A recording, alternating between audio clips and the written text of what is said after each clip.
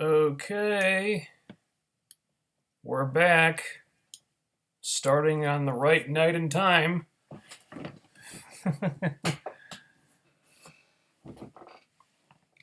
Always nice when I don't have to postpone these things. All right, welcome back.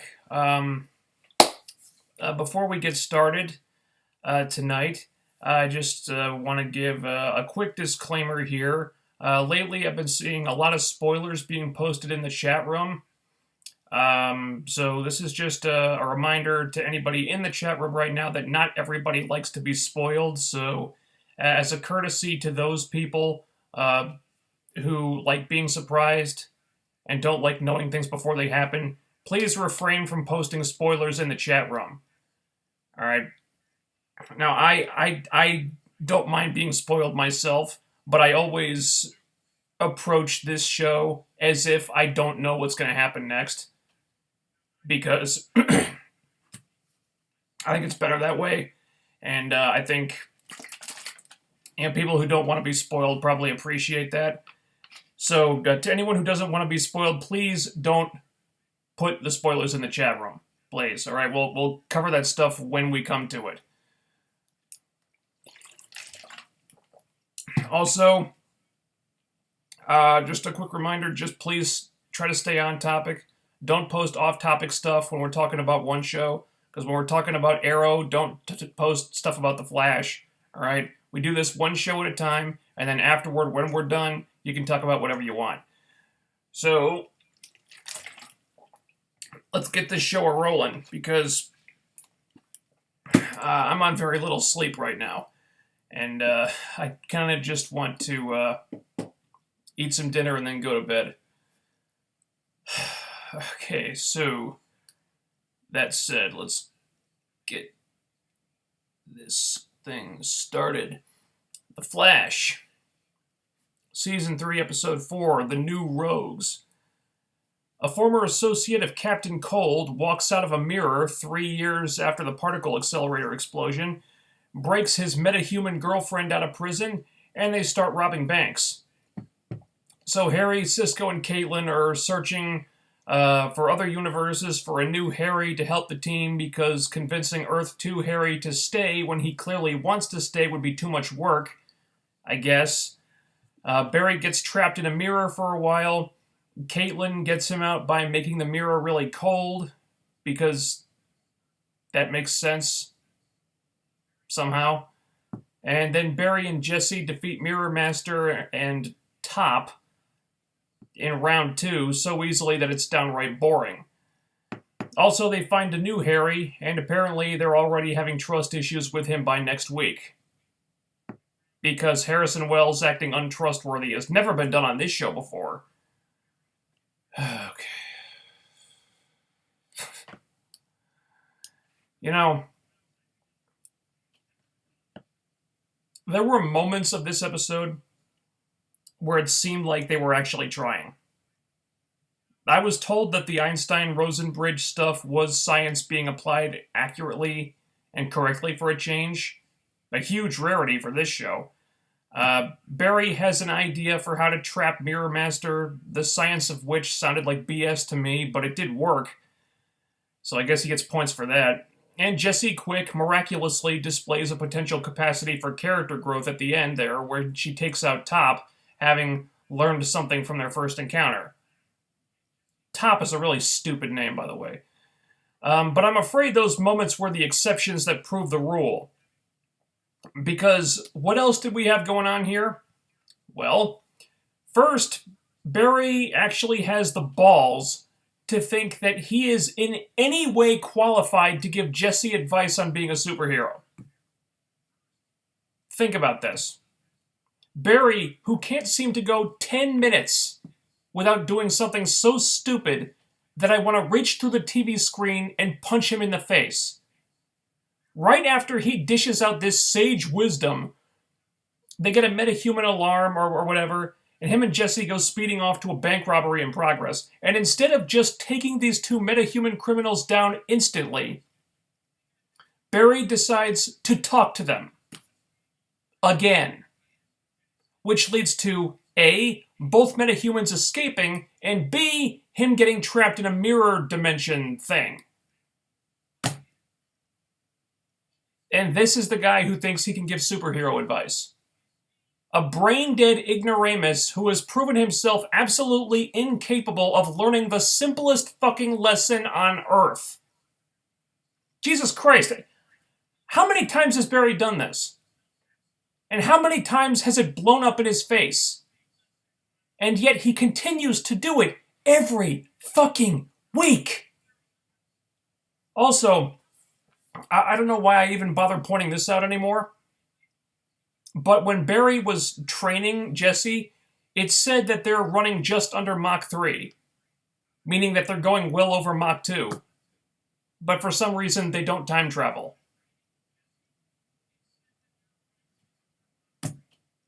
I shouldn't even bother mentioning it anymore.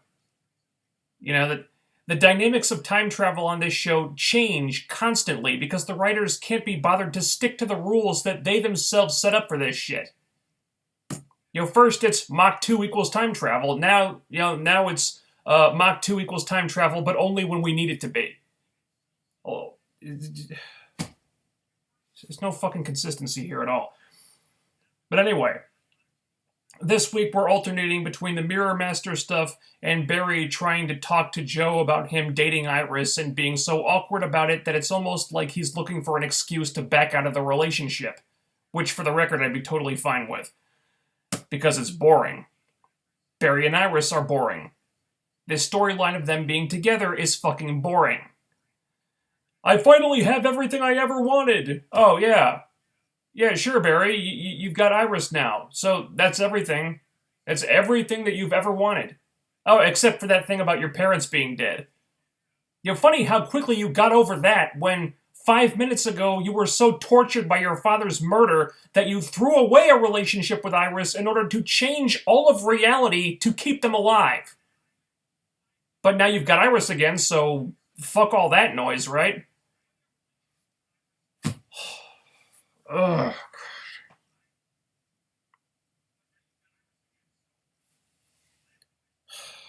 Also, Harry and Jesse have to go back to Earth too because of reasons, even though neither of them seem to want to. So the team is searching the multiverse for another Harry to assist them, because this is somehow more complicated than A, convincing Earth 2 Harry to stick around, or B, looking for someone on this Earth who might fit the bill instead.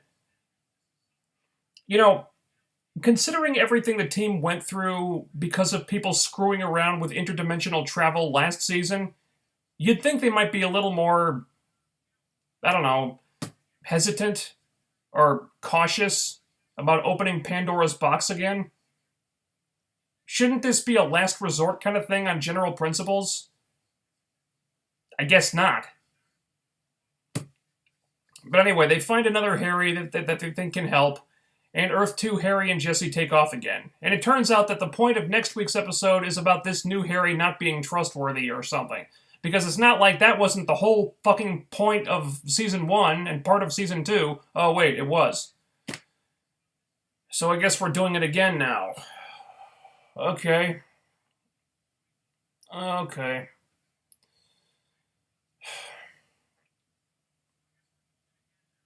For the record, I still have no idea why Caitlin won't just tell everyone about her powers already. But the tease at the end of her starting to look like Killer Frost was legitimately the coolest thing that happened in this episode. No pun intended. Seriously, why the hell won't she just tell them? There's no reason for her not to. I don't get that.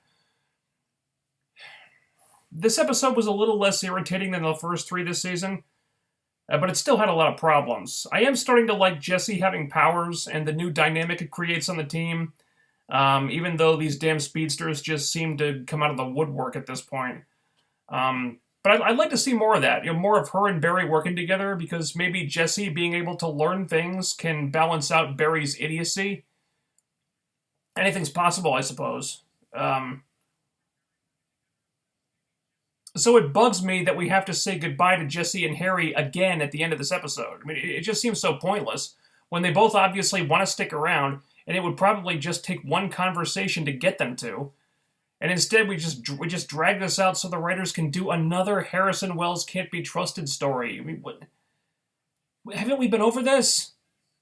What is the point? Why can't we just? Why can't we just? Can't you just ask them to stay? And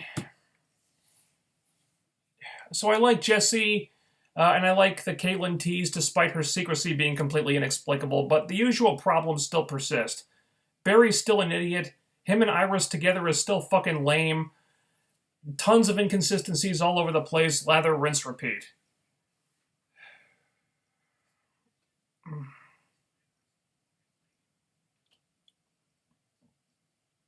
Sorry, I've had this persistent ringing in my ear for like a week now. Saw a doctor about it today. I don't know what the deal is with that.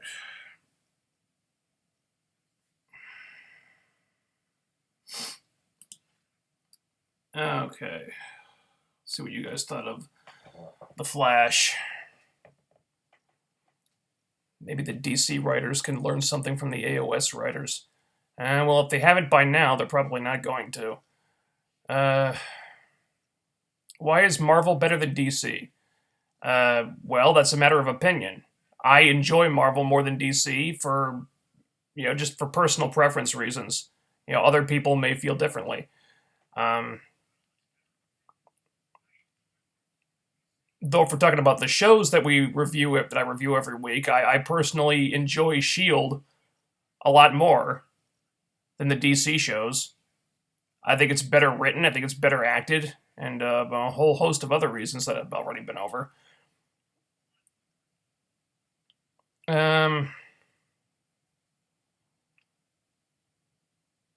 They didn't dramatically alter Mirror Master's powers, but boy did they change Top, and not just making Top a girl. In the comics, he has super speed effectively. Also, shockingly, they used the concept of an Einstein-Rosen bridge correctly, which I have a feeling was random luck. Yeah, probably. I think it's been well established by now that these writers are just making up the science as they go along. So I think that was probably just dumb luck that they actually got one right. I'm wondering if Caitlin becomes Ice of Earth 1 rather than Killer Frost. Well, I don't think so. Isn't Ice a different character altogether?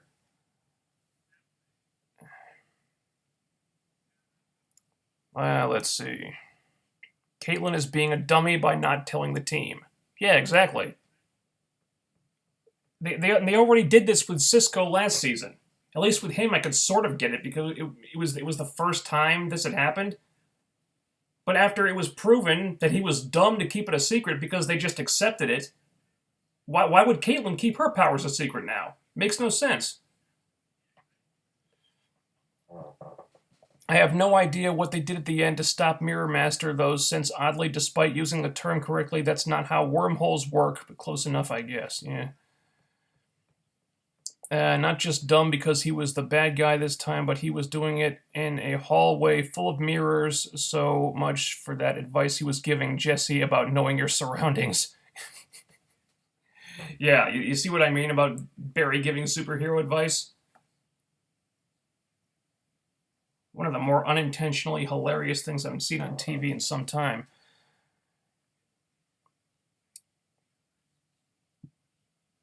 Also, the fact that Barry let them escape once by chatting with them was almost as mind-numbing as Mirror Master mistaking a mirror for a real person. I figure that Caitlin is becoming Ice somehow instead of Killer Frost. Again, isn't Ice a different character?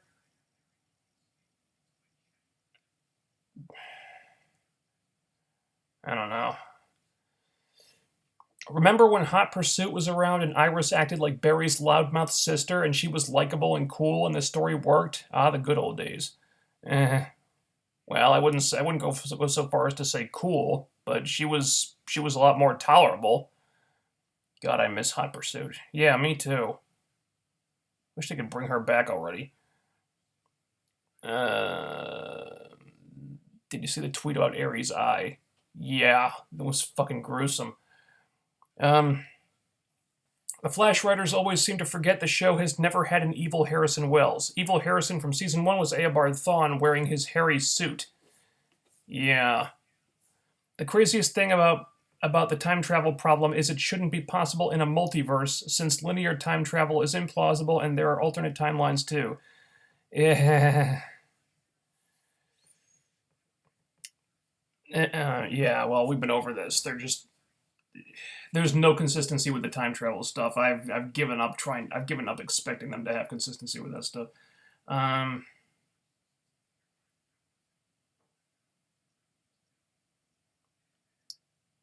all right, well, guys, try to keep on topic here. All right.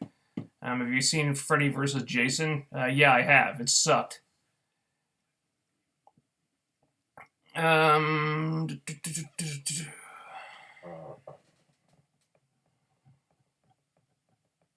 Fuck Barry. This show is getting old. Barry sucks. Yeah. Can Barry's character be saved?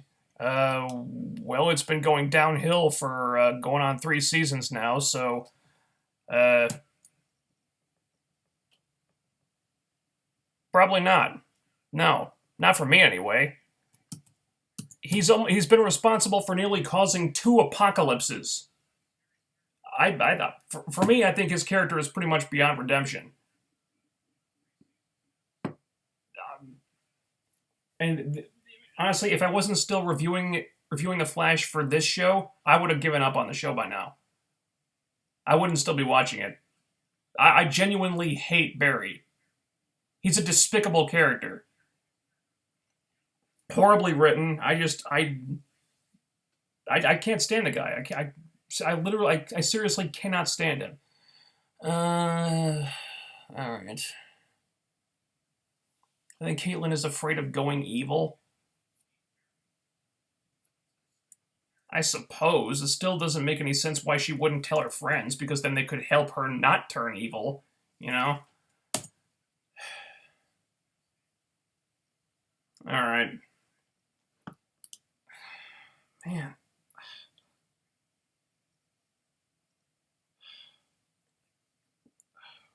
Sorry.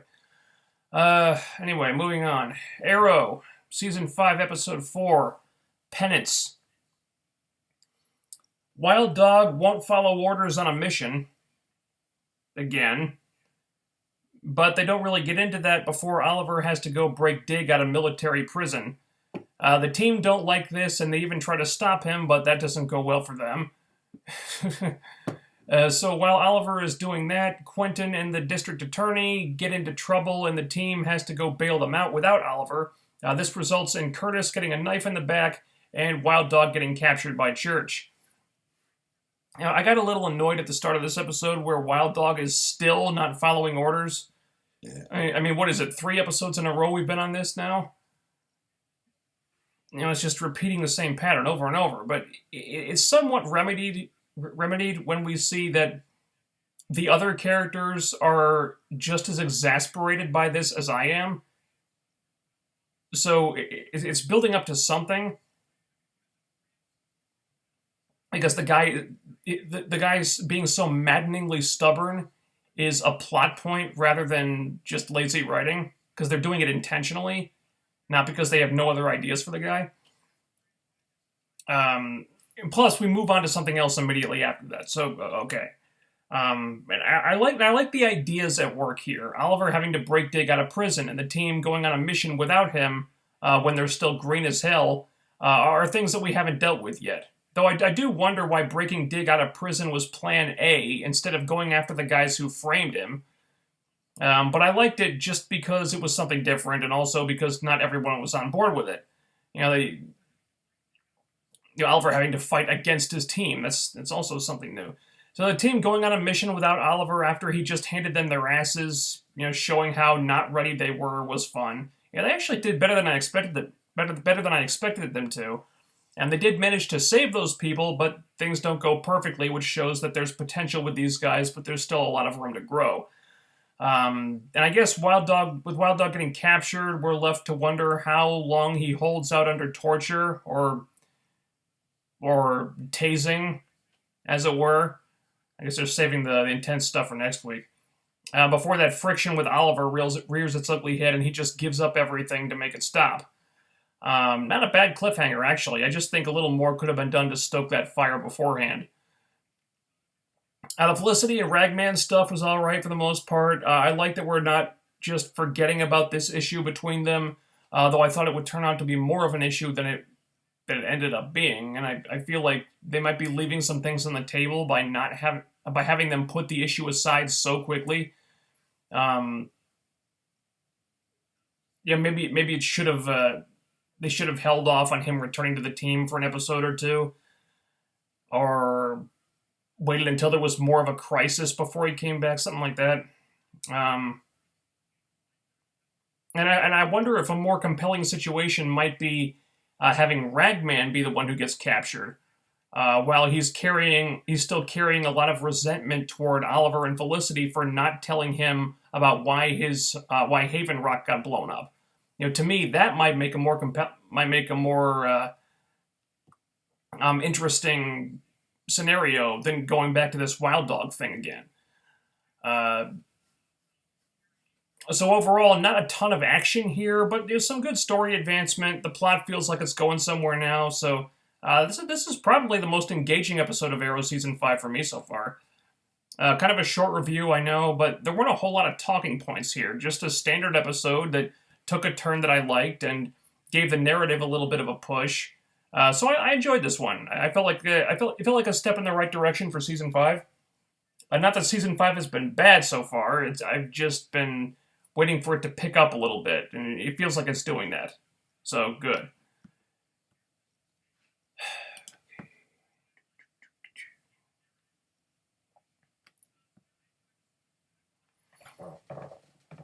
All right. The problem I have with Arrow this season is after beating the likes of Merlin, Slade, Ra's al Ghul, and Damien Dark, they really shouldn't be having this much trouble with a low-level crime boss. Yeah, that's kind of how I feel too. Church to me is just not that compelling. I feel like he's just like a warm-up for Prometheus, though. So I don't expect him to be around long-term. But yeah, it doesn't really make a lot of sense that they can't, take this guy out easily. I guess maybe if like the old team was still working together, maybe they could. And like the point is that this new team needs time to come together and stuff. But it is kind of weird that Oliver just couldn't like take this guy out. Is Felicity beyond saving, or is it not too late? I remember her character being likable in Season 1. No, I think she's all right. They took some big missteps with Felicity during the whole relationship with Oliver thing. Because I still think the way she broke up with him was complete bullshit. And there was the whole love triangle with Ray Palmer, and it's like, wow. I actually think her character's been much improved this season so far. I mean, they haven't given her a ton to do yet, but she hasn't done anything like grossly stupid or out of character. So maybe it was the romance stuff that was the problem. I keep thinking that Church is more than a low-key level crime boss. I just have no idea where he's from or who he is. Yeah, me too. If you figure it out, let me know. And the crime boss dude is nothing compared to Damien Dark or something. Yeah. Yeah, he feels like an unimpressive villain to me so far. I feel like there's a chance Wild Dog might turn into Arrow's version of Jason Todd. I suppose. I mean, they've been stoking that friction between him and Oliver for some reason.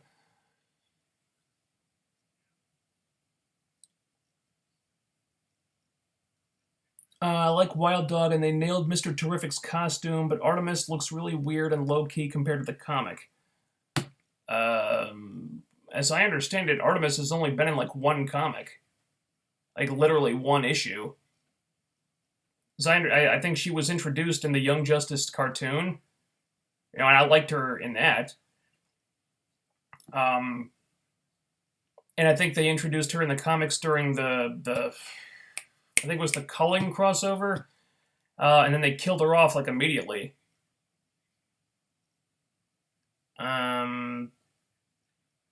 Yeah, Curtis's costume is good. I mean, I like the big T face paint thing. But the team don't really have costumes yet. I mean, they've got these kind of just low rent, things that they cobble together themselves. I think once they have actual uniforms and like the custom made like suits like Oliver has and stuff, I think they'll look better. I think that the Mr. Terrific face paint looks good though.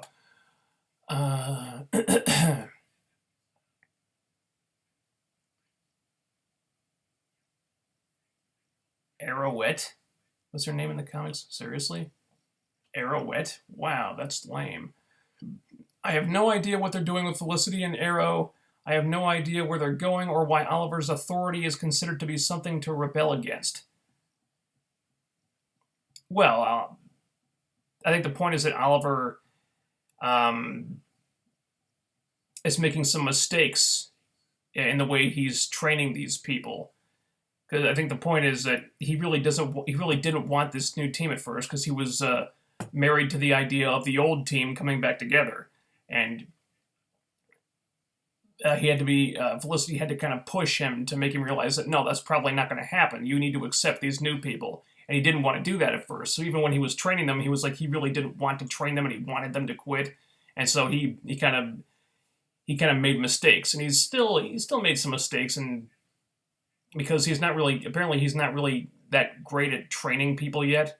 And again, where were these issues when he was training Roy?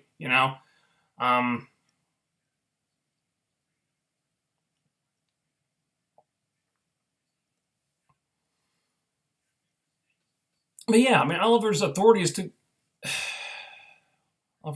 considered to be something to rebel against. Well, Oliver's the guy. He's supposed to be a hero. He's supposed to be like the beacon of hope and everything. And now he's breaking somebody out of a military prison. I mean, even if it's for the right reasons, it's still against the law. So I can understand why the others would have a big problem with this.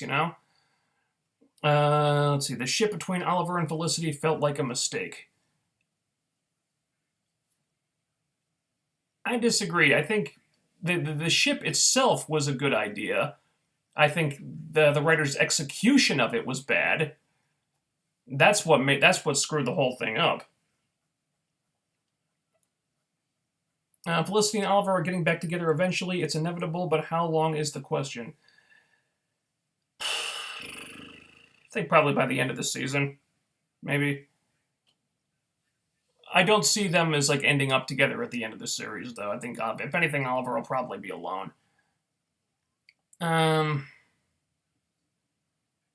thought Artemis was just their version of Arrowette, so this is news to me. I've only seen a little bit of Young Justice.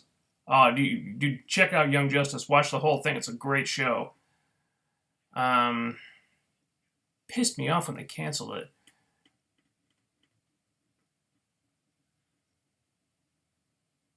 In the comics, Arrowette is Arrow's illegitimate daughter. Really? Wow.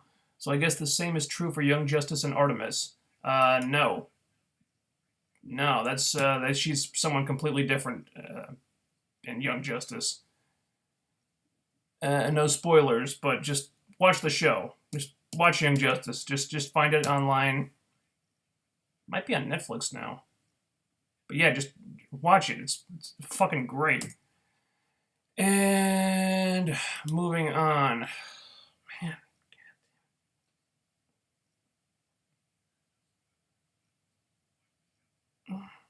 Sorry. Okay, finally, moving on to Agents of S.H.I.E.L.D., Season 4, Episode 5, Lockup.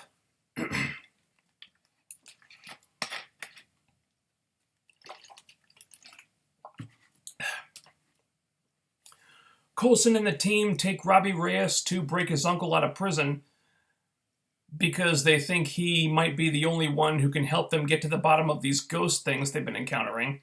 But when Robbie can't control Ghost Rider long enough to get his uncle out of there, the uncle winds up getting captured by Ghost Lady from the season premiere.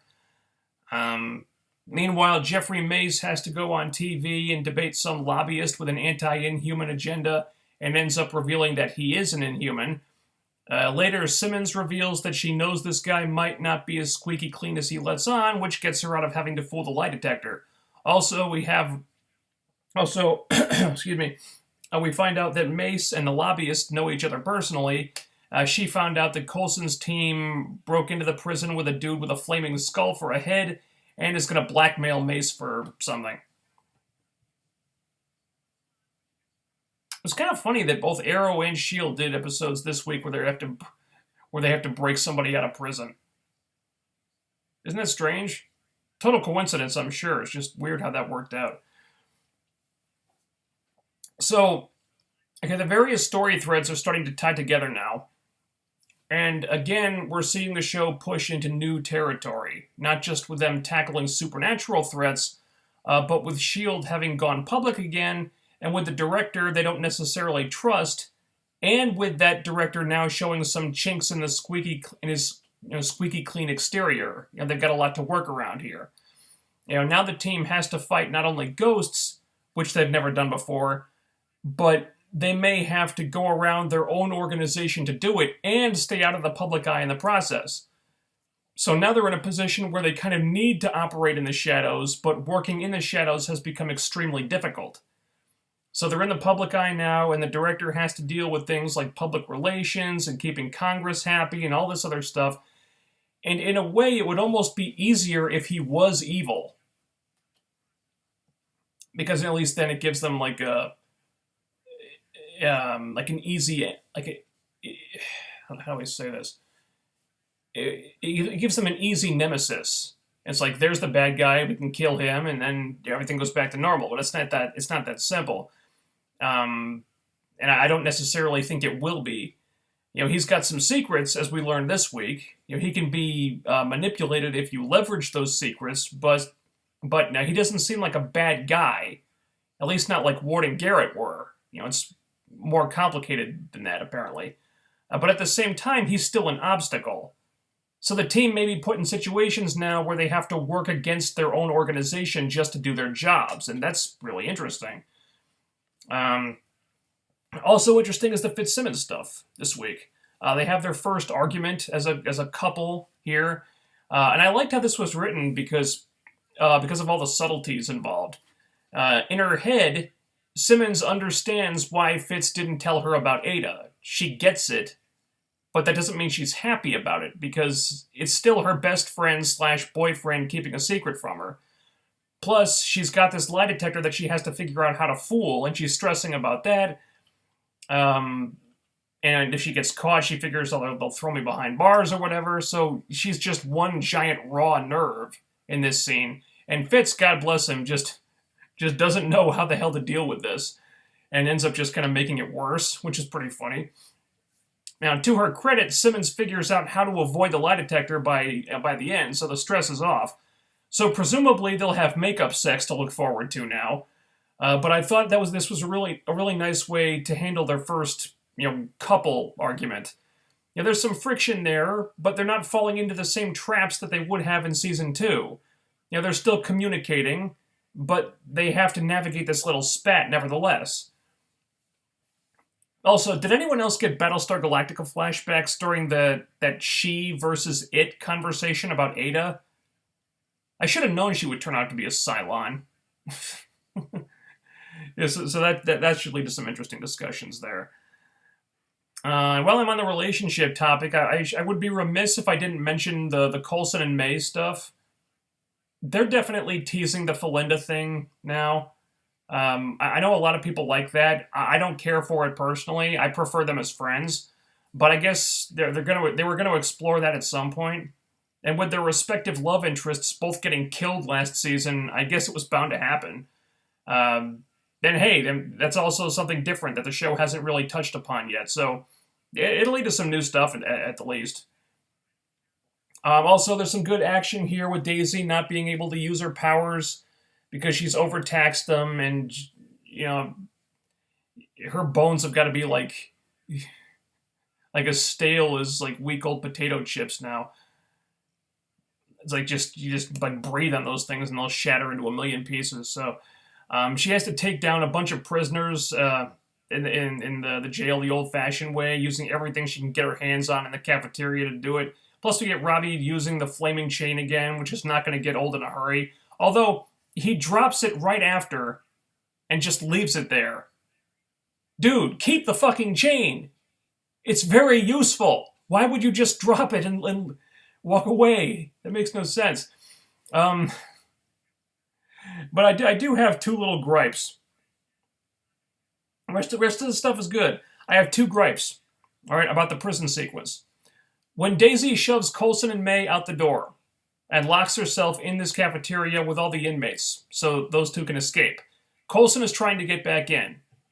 Okay, he's like, no, Daisy, don't do this. No, he can't get through the door, so he tells Fitz to find them another way in. They're running all over the place looking for another way in. But Coulson has the bionic hand. We've seen that the hand is much stronger than a normal hand, plus it's all tricked out with gadgets and shit. Couldn't he just punch through the door? I'm not sure why that wasn't an option. Also, Robbie and Mac, and then Robbie and his uncle, have to get through like Gen Pop or whatever, with all the cells opened up and all the inmates free to do whatever they want. They basically got a riot going on. And this is a problem up until Robbie lets Ghost Rider out. When the inmates see that terrifying shit, they all run back into their cells to hide. He just clears the corridor like that. And who could fucking blame them? I'd be shitting myself too. So why didn't Robbie just lead with that? Why didn't he do that in the first place? I mean, he could have saved himself a lot of hassle there.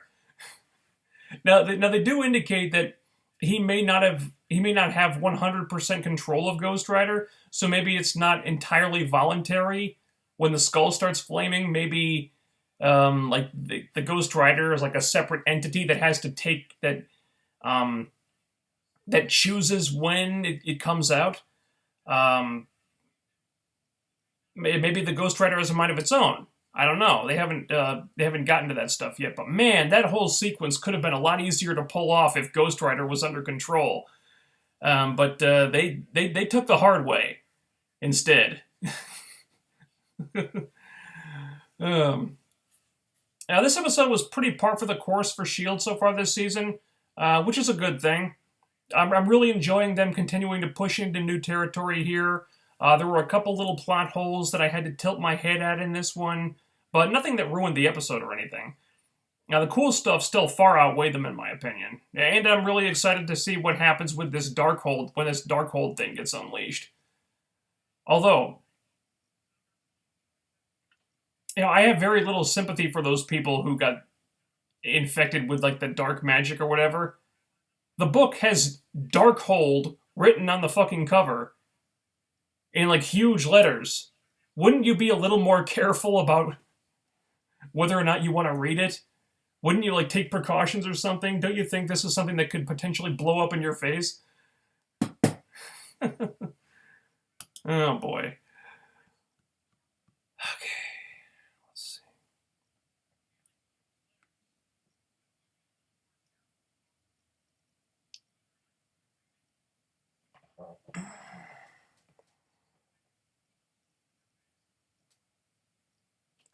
With that Quentin Carnival poster they showed, I wonder if that means there's a Johnny Blaze out there. That's the show he performed in.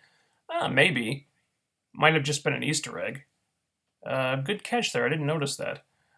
Let's see. I ship Robbie and Daisy. I've seen a lot of that, actually. I don't ship it myself. I don't ship Daisy with anyone right now, and I don't think she does either. It's clear that she's still carrying around a lot of baggage from the Lincoln situation. I don't think she's looking to get into any kind of a relationship. Probably a healthy way to go at this point.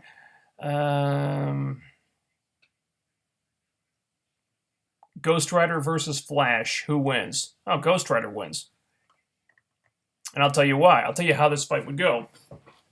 Flash would probably be able to take Ghost Rider down easily. Because fastest man alive, he could probably subdue him 50 times before Ghost Rider could even blink, but he wouldn't do that because he's an idiot. So what would happen is Barry would try to talk to Ghost Rider, and then Ghost Rider would just flame up and take him down. Because that's what always happens. Barry, instead of doing the smart thing, Barry does the stupid thing. He tries to talk to his opponents and gives them a chance to either attack him or escape or put innocent lives in danger or whatever. That's what always happens.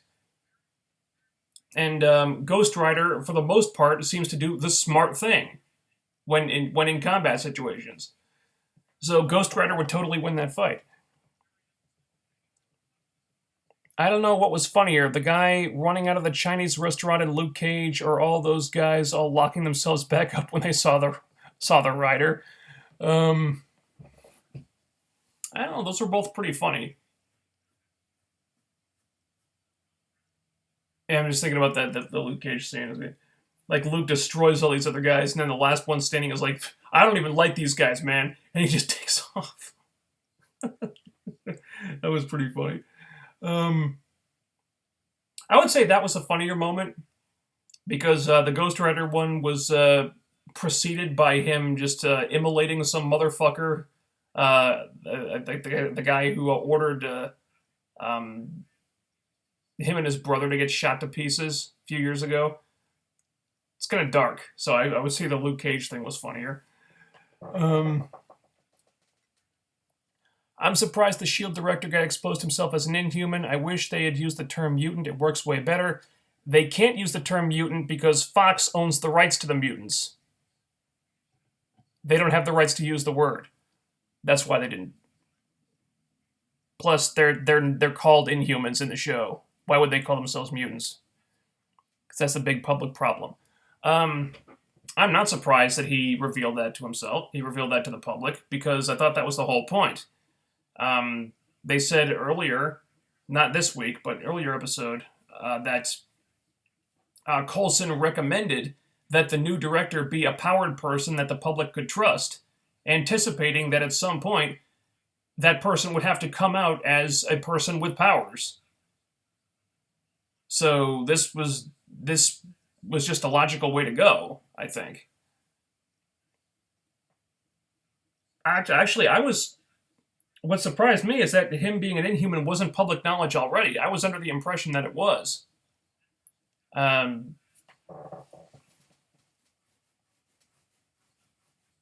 no, was it surprising that he exposed himself? No, not really. I don't think he necessarily had to do it. Because this lobbyist lady was obviously pushing an agenda. She sounded not so subtly racist, saying how all these Inhumans have no respect for treaties or peace or whatever. It's like, you don't know that. You're talking about them like they're monsters. They're not. They're just people with powers. And it's like he could have pointed that out. It's like, you sound like a fucking... You sound like the fucking KKK or like Nazis or something. Okay, we're not talking about monsters here. They're people, you know. I think he could have used that against her instead of just outing himself. But then it turns out, they might have been working together the whole time. Not sure what's going on there yet. So maybe this was all part of the plan for them. Season 1, Coulson and May had a few shipping moments. When Coulson was patching her up and Ward walked in, when they found out May was reporting to Fury and she was explaining why. Yeah. Nothing that... I never read those as shippy moments. It always kind of felt like a really strong and close friendship. And like a really a deep camaraderie. I mean, it could be interpreted both ways, I guess, but I never really saw it that way. It was intended to be shippy. It was really subtle. Hope that Phil and May end up together for real. Looks like they're heading in that direction. Whether or not it'll work out, or whether or not it'll even happen by the end of the season, is anyone's guess. And again, I don't care I don't care for them to explore that. I prefer them as just friends, but yeah, I'm not against the idea. Correct me, because I don't know for sure. Is the director guy named Delgado? Delgado? No. His name is Jeffrey Mace.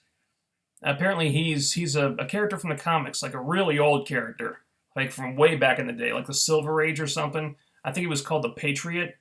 He wasn't an Inhuman in the comics, so they changed that. But Delgado, where'd you get Delgado from? Let's see. Shield is getting into Netflix mode with having Ghost Rider's origin being flashbacks that happen 6 episodes in, just like Daredevil, Jessica Jones, and Luke Cage. Yeah, I guess you could say that. Not a bad format to emulate because Netflix shows have had a lot of success with that. And yeah, Ghost Rider. Yeah, Ghost Rider's origin is next week. Really excited for that. It's going to be awesome. All right. Thoughts on the Nostalgia Critic. Love the Nostalgia Critic. Been watching his videos for years. Of course, he just did one about Freddy vs. Jason. I guess that's why you asked me about that. Um, yeah, he's one of my favorite internet reviewers. I think Doug Walker's a comedic genius. Really, it just the stuff he comes up with on a weekly basis. Um, I think there are very few people out there that have his creativity, and I really appreciate like the amount of work he puts into his videos and the amount of energy he always has. I'm not saying every single joke lands, but like I think like 98% of them do. I'm a really big fan of the Nostalgia Critic. Um, Ever seen Gravity Falls? No, I have not. In the comics, there was a guy in the Brotherhood of Mutants named Delgado. Well, why did you even bother asking if Jeffrey Mace if the director was named Delgado then? If you thought he was this guy, again, Marvel doesn't have the rights to use mutants. Any mutant character, they can't use them. Fox owns the rights to all the mutant characters. All right. Daisy fighting montage was badass. Chloe Bennett is becoming the queen of the one-shot fight scene. Yeah, they've given her a couple of those by now. She's shown a surprising knack for those things. And again, I really liked the fight sequence in the cafeteria. That was really nice. Doctor Strange dropping next week. I wonder how next week's episode of Shield will tie in. Well, next week's episode is Ghost Rider's origin. I don't expect there will be a ton of. I don't expect there will be many allusions to Doctor Strange, maybe subtle ones. We're kind of already getting it now with delving into the supernatural stuff. Yeah, maybe the Darkhold could have some ties to Doctor Strange, and yeah, who knows? Let's see.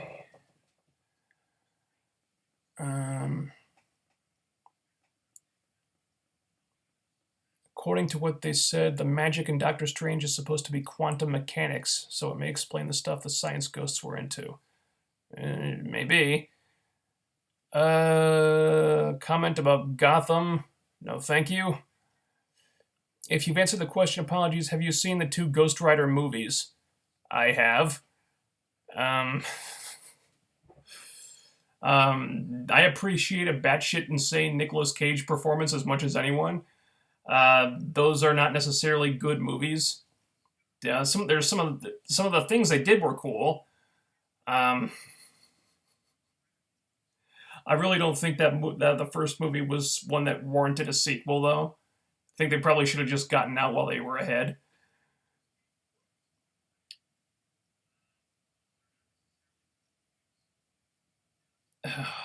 Gotham has become much, much better, to be honest. Like, vastly better, and Legends is at least kind of going with a quasi-comical theme now. Yeah, I don't care. I don't care. They could become the 2 best shows in the history of television, and I wouldn't give a shit at this point.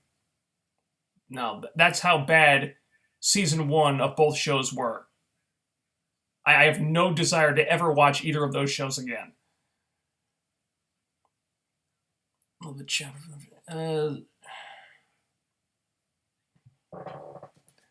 Would comic book Flash do better against Ghost Rider, or will the same thing happen? No, I imagine comic book Flash would do better against Ghost Rider, sure. Because at least with comic book Flash, there's a reasonable chance that he would be well written. With TV Flash, there's little chance of that. I wonder if this incarnation of Ghost Rider has the penance stare. Well, if he does, he hasn't used it yet.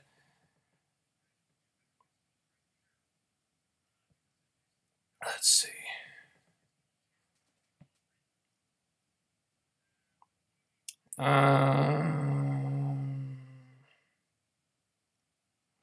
Forgot his name was Mace. I figured they were using someone from the comics. Keep in mind, several characters they introduced were X-Men guys. So they can use them in just not the word. Which X-Men guys have they introduced? As far as I know, it's only Quicksilver and Scarlet Witch, and they had to go to court and like work out an arrangement to use those two characters. So that was a special case. I don't think they've used any X-Men characters, to my knowledge. Or that appears to be what's going on, since there are a lot of X-Men guys in S.H.I.E.L.D., which are now Inhumans or genetically augmented or something. What? A lot of X-Men guys in S.H.I.E.L.D.? Where are you getting this? I don't think so.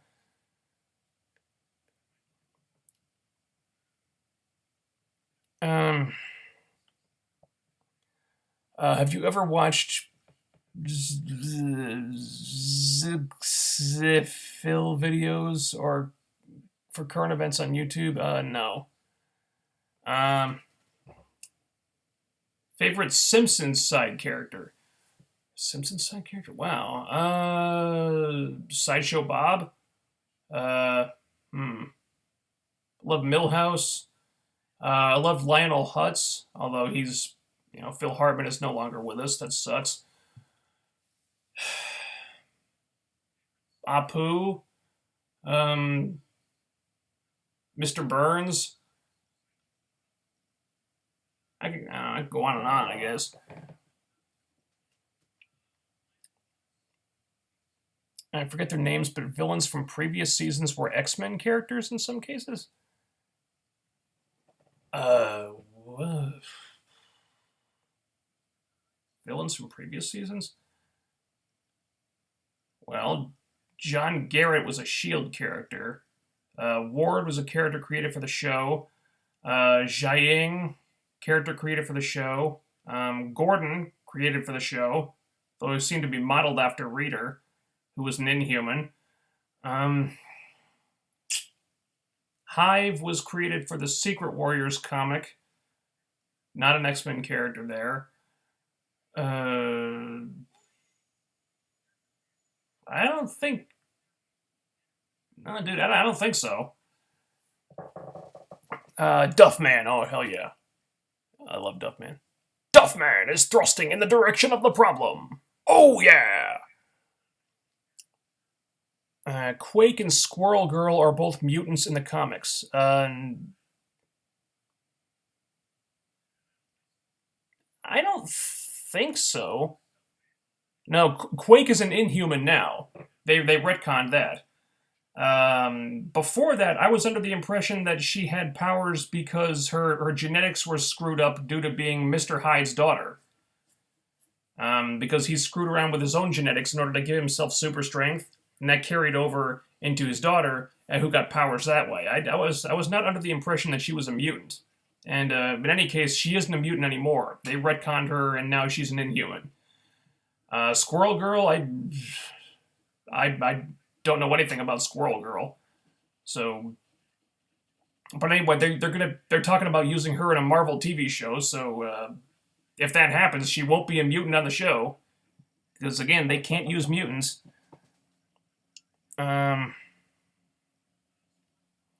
They retconned Quake. I'm certain she was a mutant before. I'd have to check. I'd have to check like the Marvel wiki to be sure, but I'm pretty sure she was just a person who gained powers through like genetic experimentation or something, just because her dad's genetics were so messed up. Um,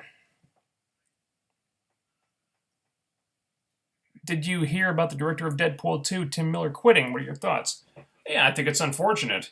I think they had a great gestalt with the creative team of the first movie, and the director surely had a big hand in that.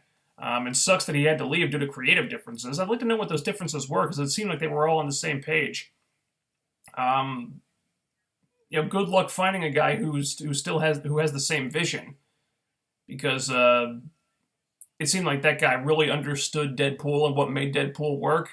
And I don't know if another director is going to have that same mindset. So that's really unfortunate. I guess I'll give it another minute or two.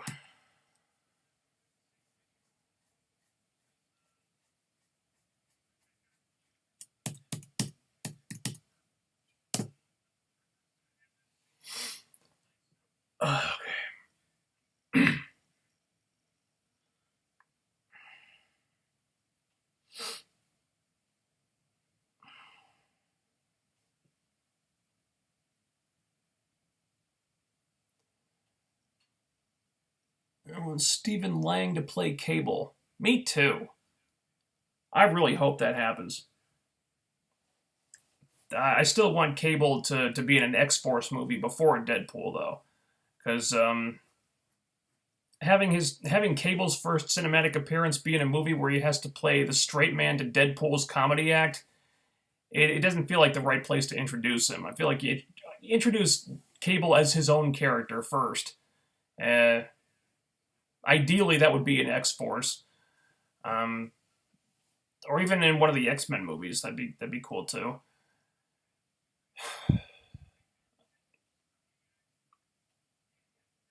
I don't know who I want them to cast as Domino though. Um, I saw that list of actresses that were on the short list for him. I hadn't imagined any of those women as Domino, but who knows? Who would be a good Nightwing in a Batman movie if you had the choice? Good Nightwing. Hadn't really thought about it. I might have gone with Joseph Gordon-Levitt if they hadn't done him as John Blake in Dark Knight Rises. I don't know, maybe a talented unknown? Not really sure.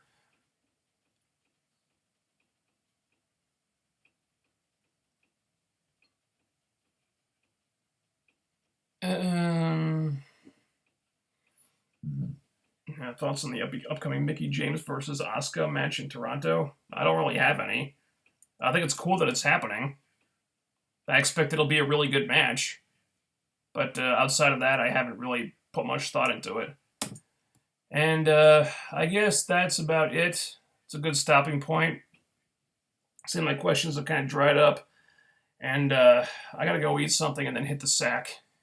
Because I got like virtually no sleep last night at all, and I had to wake up at like 6:30 in the morning. It's a long story. So that'll be it. I think I'm pretty sure that the Impact review will be on Saturday as usual. We shouldn't have to postpone it this week. So I'll be back on Saturday in the afternoon at some point, unless something happens. If I have to push it to Sunday again, there will be a notice on my Twitter page. So follow me for updates on that, and I will talk to you then. So until Saturday, you guys take care, and I'll talk to you in a couple days. Later.